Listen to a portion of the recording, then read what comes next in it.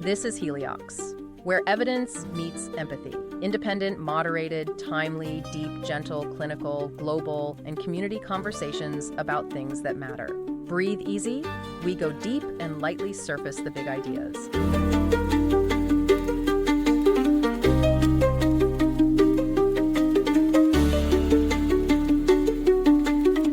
Imagine this. You find out your closest friends hosted a dinner party and, well, didn't invite you. Or maybe you poured your heart into a job application, felt it was a perfect fit, only to get that thanks but no thanks email. That immediate, visceral gut punch, it hurts, doesn't it? We often describe rejection in the language of physical pain, and, for good reason. It cuts deep. But here's the surprising twist our sources reveal. While rejection undeniably stings, it's not just about the pain. Our brains are actually doing something far more sophisticated than just reacting. They're learning. So this deep dive is all about uncovering the neuroscience behind this surprising learning process. Exactly. The real fascination here is how our brain doesn't just passively experience rejection, it actively learns from it. It uses these moments, these feelings, to refine our understanding of who values us and, well, how we navigate our social world. Think of each social no or yes as data points, basically. They're helping your mind update its internal social GPS. Okay, so let's start with that immediate sting then, that feeling. The emotional toll of social rejection is something researchers have explored for a long time, right? Yeah. It triggers significant distress, it spikes levels of our stress hormone cortisol, and absolutely crushes our sense of belonging. It's powerful stuff. And the long-term impact. Chronic feelings of rejection can seriously harm both our mental and physical health. It's a fundamental blow to our well-being. Yeah, and if we zoom out a bit and look at the bigger picture, this intense reaction makes perfect evolutionary sense. It really does. Our brains likely evolved to treat social rejection as a fundamental threat. I mean, think about it. For our early ancestors, being ostracized from the group could literally mean a death sentence. No protection, no shared resources, no cooperation. So social connection wasn't just like a nice to have, it was vital for survival. Rejection hurts to sound a primal alarm, basically alerting you that your welfare, your very survival, could be in danger. It's almost like our brain has a built-in alarm system for loneliness, isn't it? A primal don't get left behind signal. And early neurological findings really underscored this. I remember reading about those. Studies using brain scans showed that when people were excluded in a simple game, like a ball-tossing game online, their brain activity kind of mirrored the response to physical pain. That's right. Specifically, a brain region called the anterior cingulate cortex, the ACC, which is often associated with processing both physical pain and emotional distress. It just lit up on the scans. It's a powerful link suggesting social and physical discomfort are processed in similar ways. Okay, so it hurts like physical pain, but is that the whole story? Well, that's a crucial observation. But later studies added an important layer of nuance. It raised a fascinating question. Was it just the pain of rejection triggering that ACC activity, or was there something more going on? Perhaps it was also the surprise of the feedback, the unexpectedness of it. In this view, the brain responded differently, not just to negative feedback, but especially to unexpected negative feedback. It's not just about the hurt, maybe, but about the data not matching your expectations. Okay. The surprise factor. That's where it really gets interesting. Because our social lives aren't just a series of isolated moments of being in or out, are they? Yeah. It's more fluid. It's a continuous dynamic learning process. You meet people, you try to gauge their intentions, you update your assumptions based on what they say or do, and you're constantly trying to make sense of all those mixed signals, right? Sometimes people turn you down for totally understandable reasons, other times it's completely baffling. But after each interaction, you reflect, you adjust maybe. You decide if you'll engage differently next time. Exactly. And this continuous learning is precisely what our research zeroed in on. How do we actually use these social lessons, both the acceptances and the rejections, to build smarter future connections?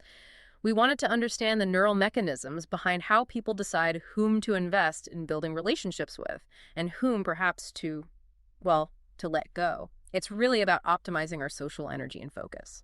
So how did you actually get inside the brain to see this learning happen? Right. To truly unpack this, the team designed a rather clever experiment. Okay, tell us about it.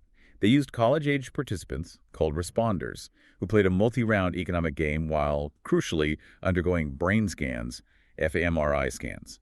The responders created these little profiles, emphasizing things like their honesty and trustworthiness. They were told that other players, called deciders, would rank them, deciding who they wanted to play with in the game. But here's the ingenious twist, the key part that allowed us to probe this learning process. Acceptance or rejection in each round depended on two things, not just one. First, how highly the responder had actually been ranked by the decider, and second, how many slots the computer had randomly allowed for that specific round. Oh, okay. So it wasn't just about being liked or not liked. And crucially, you mentioned those deciders weren't real people. That's correct. Their rankings and the number of available slots were all computer generated. This allowed for very precise control over the type of social feedback the responders received. It let us separate things out. Right. Separating the feedback. Let me give some vivid examples from the source to make this really concrete for you listening. Okay, imagine a responder who got a high rank from a decider so. The decider liked them, was still rejected. Why? Because there simply weren't enough slots available in that round, randomly determined by the computer. The source compares that to not getting an invitation to a wedding because the couple has a super tight budget. It's disappointing, sure, but you understand you were excluded despite being highly valued. It's not personal, right? It's an external constraint. Now let's flip that. What about someone who was ranked low by a decider so, not their top pick, but still got accepted? This happened because there were a lot of open slots in that round. Plenty of room. This is similar, the source says, to being picked, like last for a sports team. You still get to play, which is a form of acceptance, a social reward, but you know you weren't as desired as others. You're in, but you know you weren't a top pick. These two scenarios feel very different, even if the basic outcome, acceptance or rejection, might look similar on the surface. Exactly. This unique design was absolutely critical. It allowed us to tease apart how people learn from two distinct types of social information. There's the immediate social reward, that feeling of inclusion or acceptance, like simply getting a slot, getting picked for the team. And then there's the deeper relational value, which indicates how much you truly believe others value you as a person, as a potential partner or friend. In this study, that relational value was clearly shown by how highly the responders were ranked by the decider, regardless of whether they actually got a slot or not.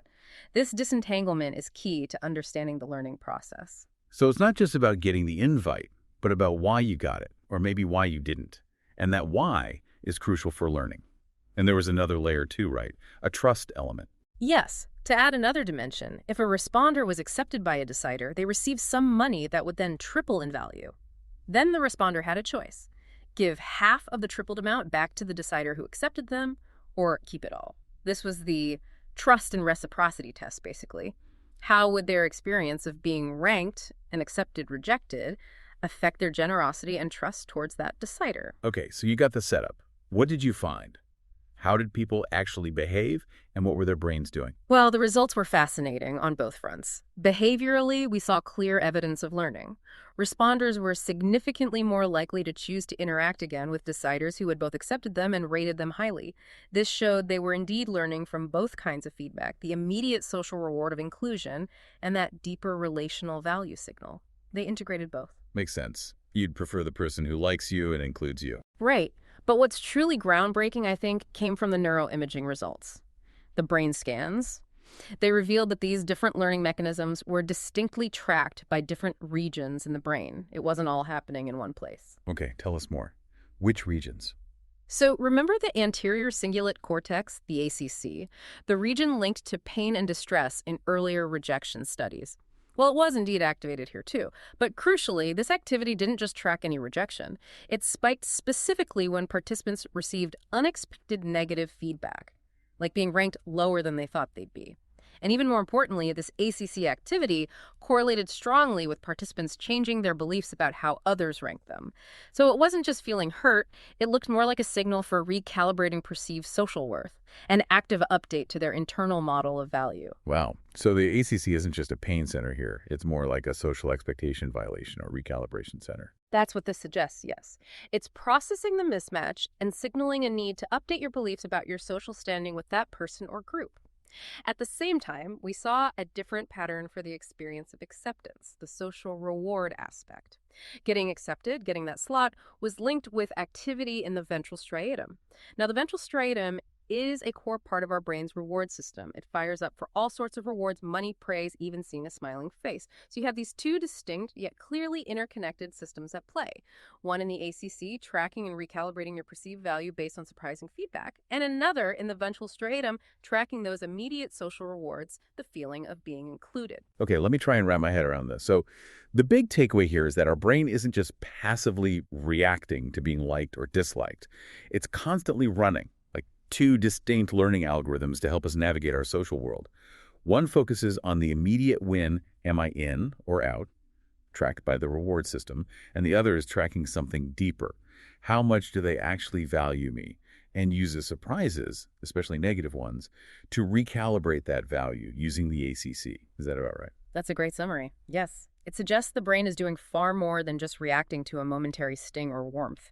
It's actively learning from each social interaction, updating those internal models of who values us, and using that information to shape our future decisions. Decisions about whom to trust, whom to approach, or perhaps whom to avoid investing more energy in. It's a sophisticated social GPS, as you put it earlier. So how does understanding these two systems help us in real life? Well, to maintain healthy, fulfilling relationships, you really need to understand and use both of these learning systems effectively. You need to be able to, as best you can, disentangle the immediate social rewards, like getting an invite or someone agreeing with you, from that deeper sense of how much you truly think others value you, your relational value. They're often related, of course, but they're not always the same thing, and acting like they are can lead to problems. That disentanglement seems incredibly key, and I think we all struggle with it sometimes, right? Like, you might need to recognize that your friend still deeply values you, even if they sometimes disappoint you. Maybe they miss an important event you really wanted them at. Their absence might feel like a lack of immediate social reward or rejection in the moment, but it doesn't necessarily mean your relational value to them is plummeted. The two aren't always directly linked. Knowing that distinction, really internalizing it, could save a lot of heartache and misunderstandings. Absolutely, and this immediately raises an important question about how these processes can go awry. We see the potential consequences in certain mental health conditions. Take borderline personality disorder, for example. It's often characterized by very volatile relationships and intense emotional reactions to both kindness and perceived slights or abandonment. This often seems to reflect a struggle in these very processes, maybe difficulty in accurately interpreting social cues, or maybe overreacting to shifts in perceived relational value, or difficulty disentangling it from immediate rewards or punishments. So difficulties in these learning systems could contribute to relationship instability. That's right. This deep dive really shows us that social interactions are far more than just moments of feeling good or bad. They are profound, strategic lessons for our brains. So, here's a thought to leave you with. How might actively recognizing these two distinct learning systems, the pull of social reward versus the assessment of relational value, change the way you approach your next social interaction? Or maybe even how you reinterpret past ones? Something to consider as you continue to navigate your own intricate social world. That's a great thought to leave you with and an excellent frame for understanding your own experiences. Thanks for joining us for this deep dive. Thanks for listening today. 4 recurring narratives underlie every episode: boundary dissolution, adaptive complexity, embodied knowledge, and quantum-like uncertainty. These aren't just philosophical musings, but frameworks for understanding our modern world. We hope you continue exploring our other podcasts, responding to the content, and checking out our related articles at helioxpodcast.substack.com.